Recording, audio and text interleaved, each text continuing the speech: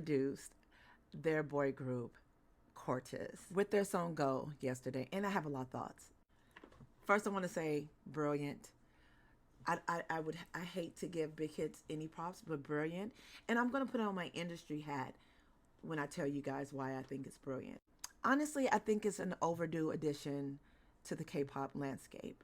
There is one largely untapped audience in as a focus in K-pop, and that is the heterosexual male in the West. Don't get me wrong, there are straight men who love K-pop, but there hasn't been a group that has been hyper focused on the sensitivities of that demographic.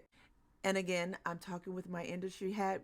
When targeting a market, you appeal to certain preferences in imaging for that market and certain trends. And I think Cortis has been the closest to any group in K-pop actually catering to the heterosexual male audience in the West. For decades, Asian men have been, boxed into damaging stereotypes and portrayed a certain way within Western media. It's no secret. And K-pop has been an incredible disruptor in some ways, but often it is visually leaning into softer, more androgynous aesthetics, which unfortunately, but honestly, is less approachable or relatable to Western men who have been conditioned to see masculinity in a narrow and hypermasculine way, i.e., the view is through toxic masculinity. And with the rise of K-pop, you see more straight men having comments and commentary, not necessarily positively about the K-pop industry.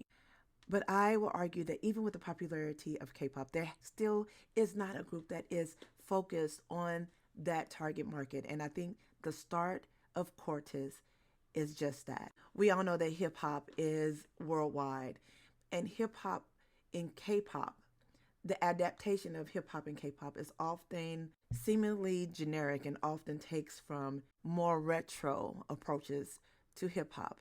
Cortis is taking a forward-thinking, trendy approach to hip hop. From the start of the group, they're not implementing it into their story later on to chase the trend. They are starting with the trend. Go takes notes from Travis Scott, from Juice WRLD, from Drake, and other popular rappers who took a more simplistic, stripped down, minimalistic approach to music that is less precise, less hyper-focused on visual, and way more vibey, which is perfect to capture that set demographic. And even in the imaging, they're stripping away certain things from the visual approach. The lax wardrobing, not much choreography, not much makeup. And that's a step away from the perfected imaging and grandeur of K-pop.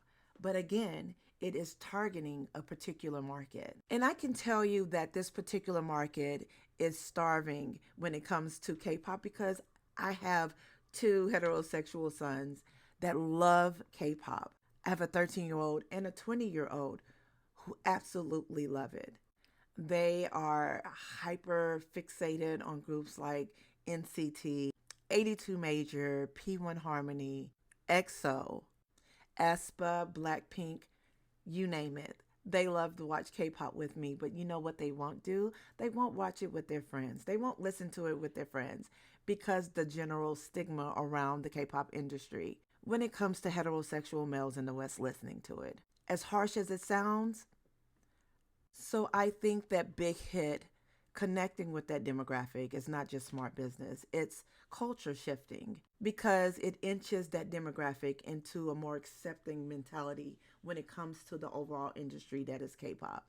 And I think that from the beginning, I knew that this industry was an industry that could possibly mend certain bridges with culture in its approach.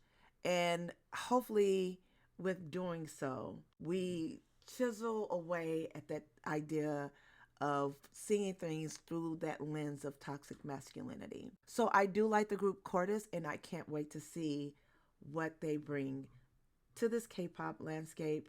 I'll be following them. What do you guys think?